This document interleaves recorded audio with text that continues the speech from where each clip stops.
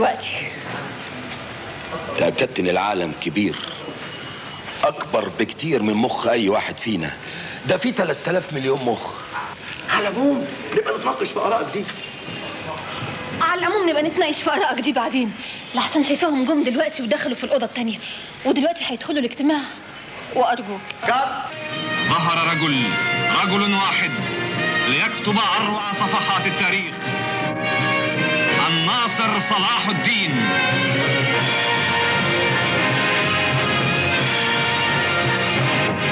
رمز العدالة الحي ومثلها الخالد، رسول الحق وحميه وسيفه البطار.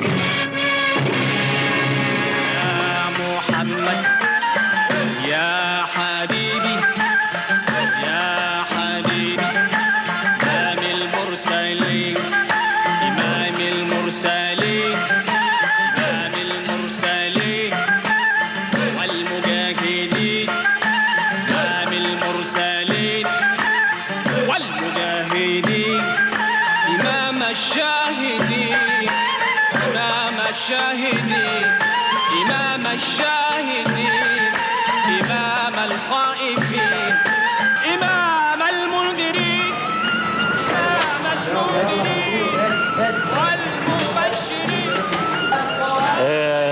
أتيح لي أن أسافر إلى عدد من البلدان العربية: المغرب، بغداد، دمشق، بيروت، والسودان، والتقيت بنفس الكتاب من أبناء جيلي ونفس الكتاب اللي ابتدوا معانا وتميزوا بكتاباتهم، وكنت بأفاجأ إنه الهموم واحدة.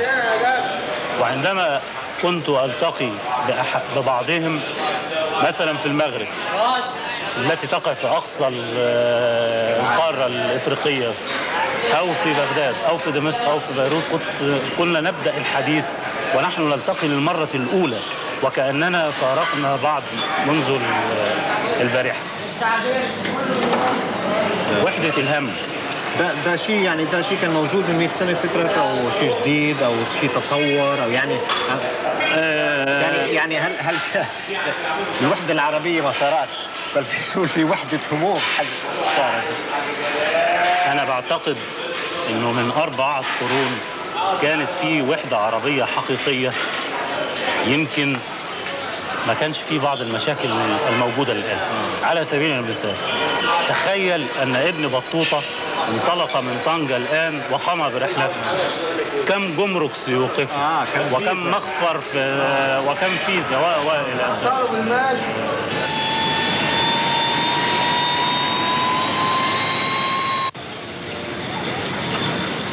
A modern world of national boundaries, passports and customs regulations hinders, but cannot stop, the inexorably growing links of culture and economy among the different Arab societies.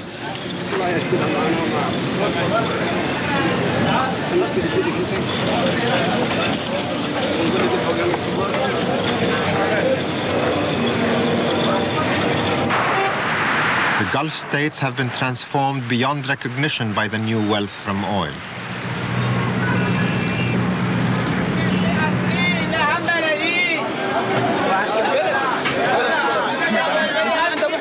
لا بعدين نرد عليه. هو الدكاكين هذول اللي عندهم بصل.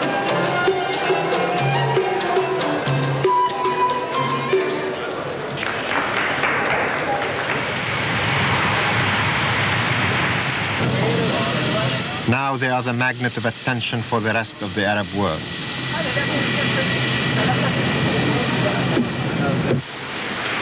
Kuwait, for example, has become a modernizing and dynamic city-state, attracting other Arabs as workers, scientists, professors, and journalists. Some 60% of Kuwait's population are now Palestinians, Lebanese, Egyptians, and other Arabs. Through them, the Arabian Gulf has internalized the 100-year-old modern Arab experience in education, politics, science, the contemporary Arabic language and outlook.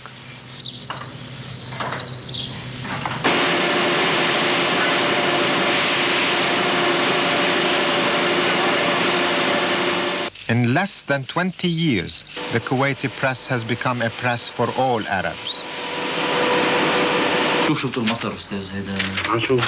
برضه عن This outburst of activity has given a new role to the Kuwaitis.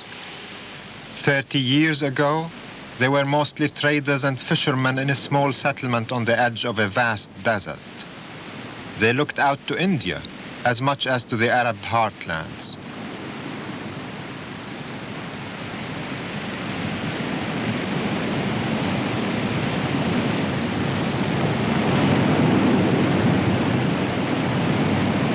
But today, in a profound way, Arab concerns have become their concerns. What do you think is the major problem that, if there is one major problem that faces the Arabs today? Identity, I think. Still identity, yes. Because, again, let me compare what is happening here with what has happened and still happening in the United States. There, a successful melting pot was developed and encouraged consciously by government. Therefore, an immigrant going to the United States would be faced immediately with the need to join in. And the system is so powerfully arranged that an immigrant son is no longer a Romanian or a Pole or an Arab or whatever it is, or English. He is American, and that's it. The system sees to that, and he's absorbed within it. I mean, Europeans are Europeans. Well, there is this concept of Europe. The United States is big enough not to need any other geographic embrace, if you like. Africans are Africans, but what are the Arabs? I mean, what is an Algerian? He must think of himself as something. As an Algerian alone, or as an Egyptian, it's not enough.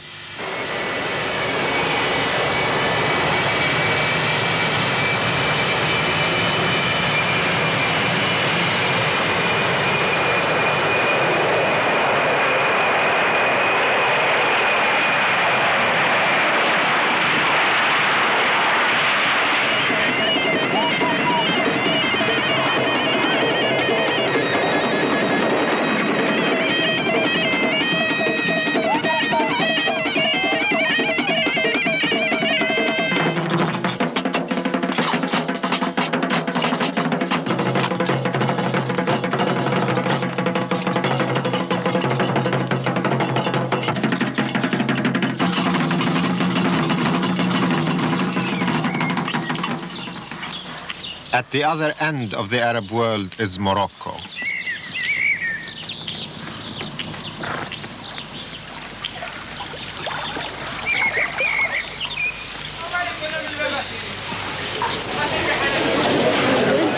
Arab dynasties have ruled here more continuously than in any other part of the Arab world.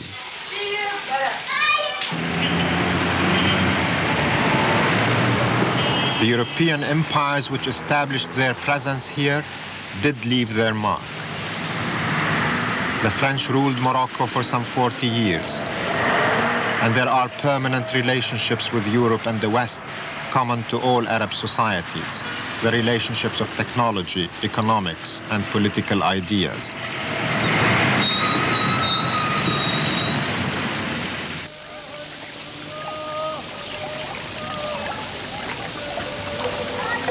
But there are other questions which are distinctly Arab questions.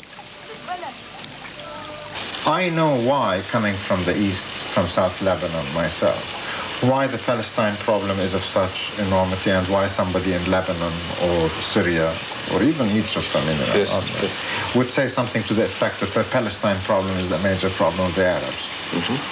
Not only we are there, but the Palestinians are amongst us. Yes. It's difficult for me to understand why people in the Maghreb would say that the Palestine problem is the major problem of the Arabs. That I think that there is a genuine feeling here that what's happening to Palestinians is really happening to us here. I mean, I remember the time when Beirut was bombed, and every defeat, military defeat, etc., I really felt them like mine. Like I was defeated. And beyond ideological reasons, beyond even fighting imperialism, fighting colonial domination, fighting all that. I felt that what was happening to the Palestinians and to the Lebanese was really part of me. What's happening to me, and the feeling I got is the feeling that what can I do? How can I act?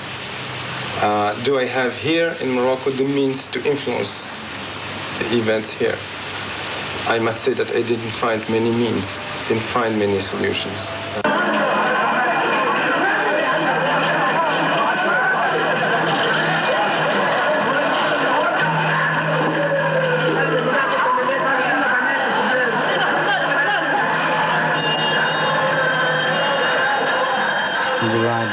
دي صورة صورة من هنا. هي بيروت. In a Cairo flat, Nadia Lutfi confirms how central are the unsolved questions of Palestine and Lebanon to all Arabs. She is a film star. To Arabs, a Sophia Loren or Elizabeth Taylor. But in the summer of 1982, she went to Beirut during the Israeli invasion of Lebanon. Now she collects photographs and videotapes to record and make public the suffering she had seen.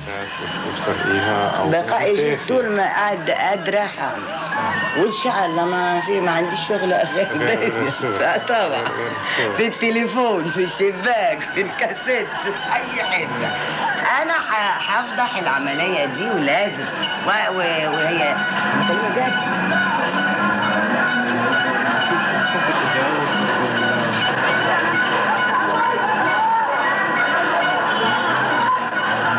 Beirut is just a fragment of it, just one piece of the Middle East problem. It's not the beginning, it's not the end. It's just the problem is not whether the West notices or not. This is totally not the point what we would like to discuss. The West doesn't give a damn, actually, what happens in this area, except in terms of its own interests, only in its own interests. And this area is getting too much of pain, too much of horror, and too much of violence. The main question we are asking now is how far can you push a people, be them Palestinians or Lebanese or Egyptians or Arabs as a nation? How far can you push them?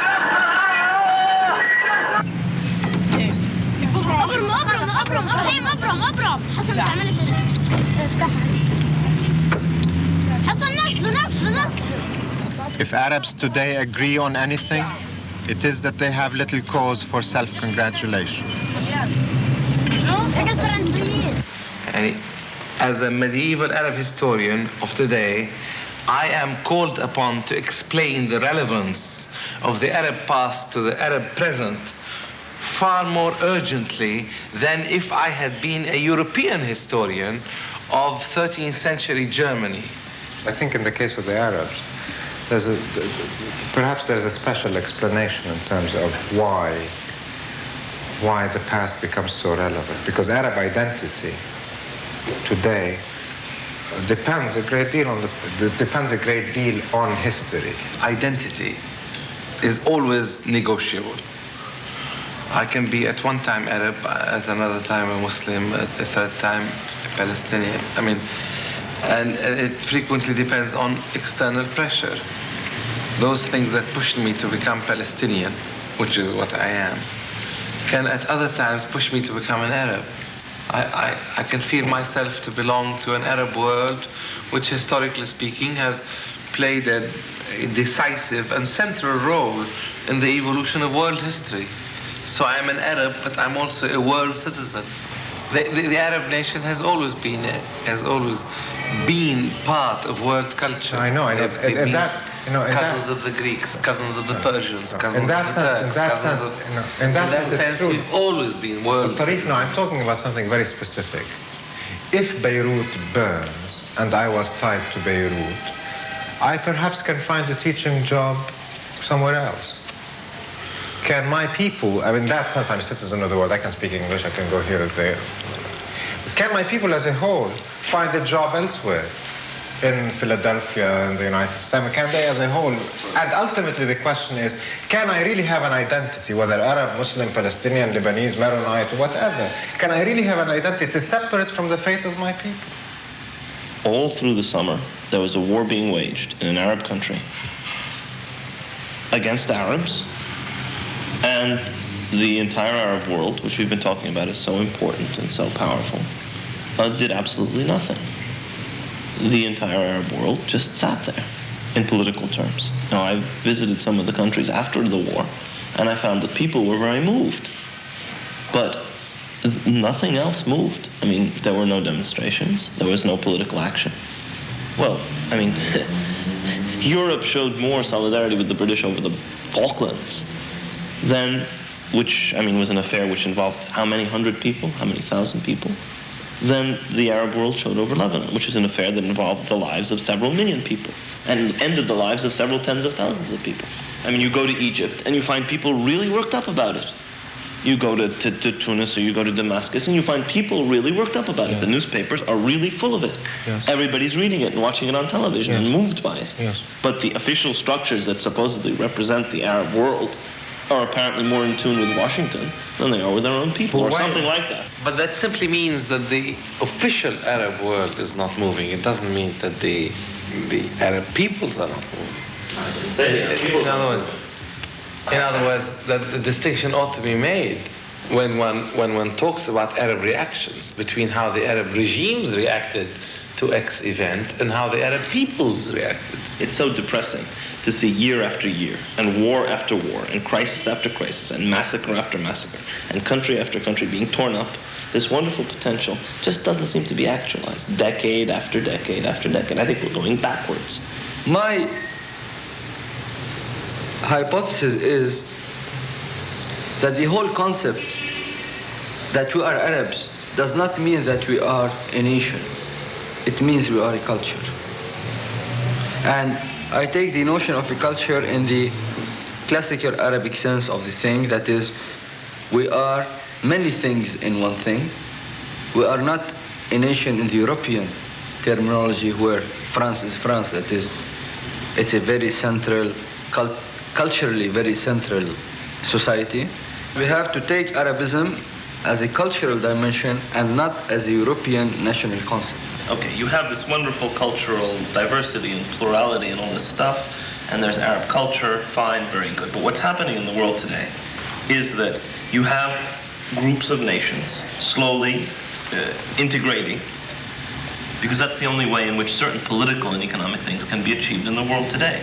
I mean, you cannot have the kind of autonomy that most people want. You cannot have the kind of use of their resources that most people expect, given the kind of political and economic fragmentation you have. What I'm trying to say is that if there's not some minimal integrative success, then a lot of things that people take for granted are just going to be unavailable in the Arab world, and you're going to continue to have a drain of talent away from this part of the world. I think part of the sense of despair really results from the taste of accomplishment. I mean, it is only when you begin feeling that an Arab world truly exists that you begin complaining about the fact that the Arabs don't cooperate, that they are, all these things. Quite often we talk about the Arab world as if it existed and has been disintegrating. And we really don't notice that an Arab world in that sense, a place in which people in Morocco knew what Egyptian sounds like, or knew anything about what's happening in Lebanon, never existed before. That has been happening. That has been an accomplishment of the 20th century. It is also important to remember the extent to which we really have not had an Arab world in which we had had a citizen.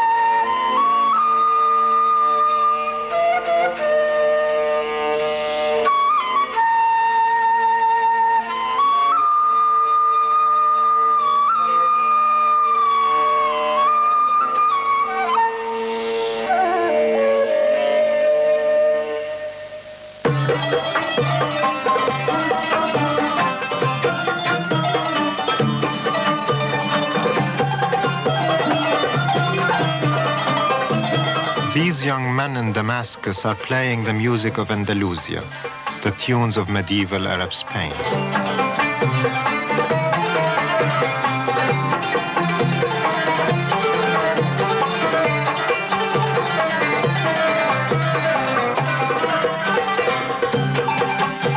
The world of classical Islamic culture was, before the 18th century, the largest area on earth where one general civilization prevailed, where a book written in one place could be read in every other. Architecture in Spain resembled that in Egypt, Syria, Persia. And that was true also of faith, books, music, standards of social behavior. This universal culture was preserved above all else in the great cities, stretching from Granada and Fez in the west to Baghdad and beyond in the east.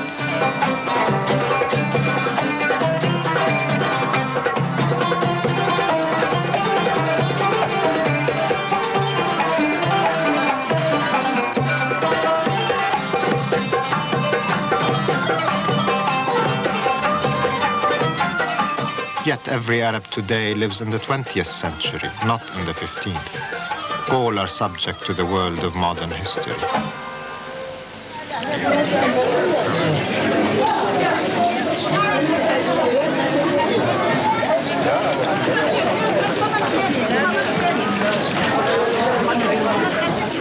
I was the youngest of my father's 4 sons, born here in the Medina, the old quarter of Fez.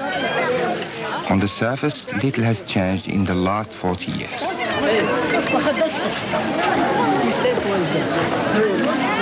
As a child, the Medina was not just the center of my world, but the world itself. Anything outside it was beyond imagination. Life was so complete. I wanted nothing. I looked for nothing beyond the walls of Fez. Each visit to the Medina tells me I belong here, or at least my roots are here. Now I feel the Medina itself is too small, too crowded. But I still feel part of its history, its traditions.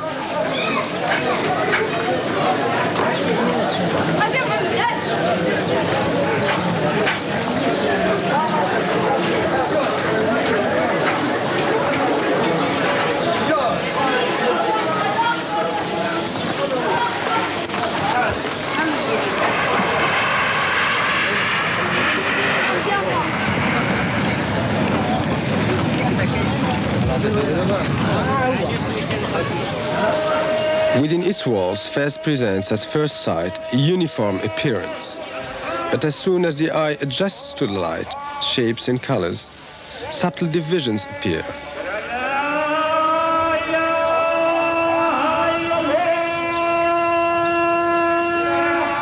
In the very center, there stand the main mosque, the famous Qarawin, and the shrine of the city's patron saint, Mulay Idris, who founded Fez in 790 AD as the capital of a new Arab Islamic state. In Fez, as well as other Arab cities, great citadels were built alongside the old urban centers. The royal palace, with its own ramparts, minarets, mosques, is not merely another district. It is indeed a city within a city. For centuries, Fez was a political and religious capital of the Western Arab lands. It has also guarded its prominent position on the trade routes between Africa and Europe. Its rulers were often not Arabs, but Muslim nomads from the desert or mountain tribesmen who controlled the main trade routes. These trade routes through the oases of the south drew to Fez the wealth of Africa, gold, ivory, and slaves. Up this way, too, came those seeking learning, fortune, or a brilliant career, drawn by the magnet of Fez with its great mosque university. Each day, I walked past the Qarawin Mosque on my way to the Quranic school. I would imagine my own future, the one my father had planned for me as an alim, a teacher in the mosque. Around the main mosque, learning, trade, and industry developed and prospered. the rhythm of worship and the rhythms of life went hand in hand. Both became familiar to all Arabs early in life.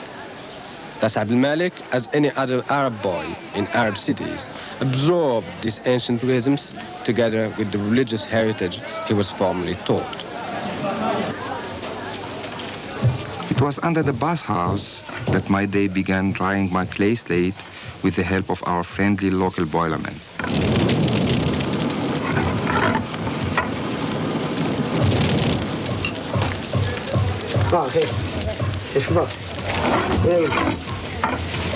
شباب ذاك شباب الناس لاباس يشاركوا بخير ها كيف كتسي اش كتكتب ها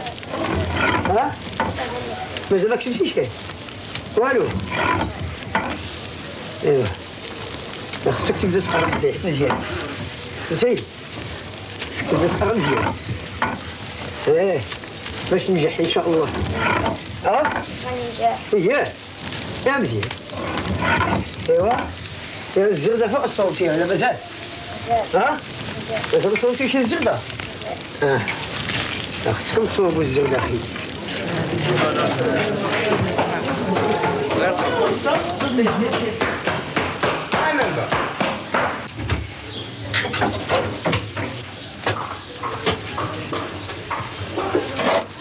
And so, day by day on my clean, dry slate, I was taught to write out and memorize verse by verse the 60 chapters of the Quran.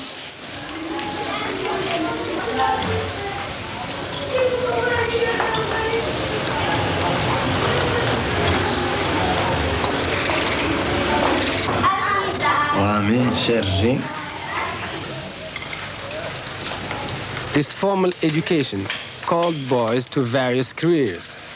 The most important was to join the ulama, that highly respected group of learned men that controlled the religious and moral standards for Arab society as a whole.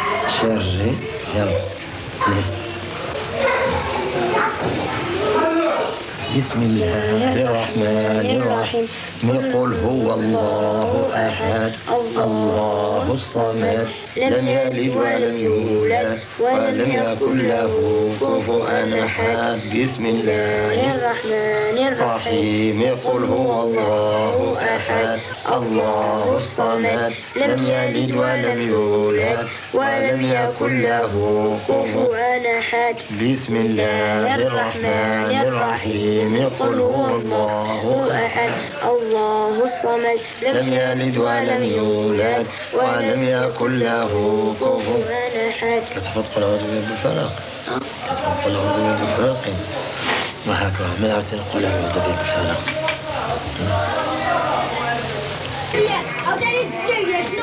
The old families who used to live here provided an elite class of merchants, craftsmen, and learned men.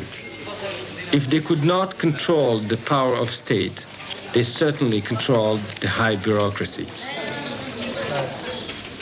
Although dynasties rose and fell, the ulama maintained stability and continuity. The basic ideas and structure of society were kept intact.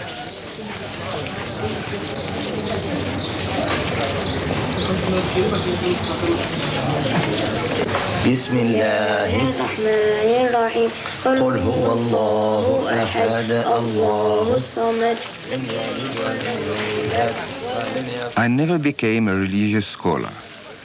At the age of 8, I was enrolled by my elder brother in a modern school which took me through normal 20th century education to diplomatic career and work in Europe. There I met Sibylle, my German wife, and there my 3 children were born. But I wanted to come back to Morocco, and in 1975 I came home to Fez. Not to the old Medina, but to the